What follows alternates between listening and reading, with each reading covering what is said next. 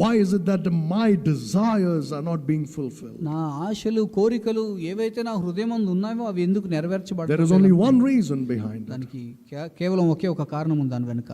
Obedience to God's word is not there in your life. నీ జీవితంలో దేవుని మాటలకు విధేయత చూపించడం అనేది లేదు. That's why ఆ కారణాన్ని బట్టి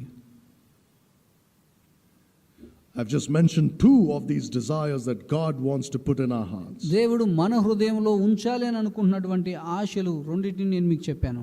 One is a desire for God himself. మొట్టమొదటిది దేవుని గూర్చినటువంటి ఆశ, ఆయననే అపేక్షించడం అనేటువంటి కోరిక కలిగి ఉండడం. Secondly, a desire to fear the Lord. రెండవదిగా దేవుని యందు భయం కలిగి ఉండేటటువంటి కోరిక. The Lord willing, we'll talk more of these desires in the coming weeks.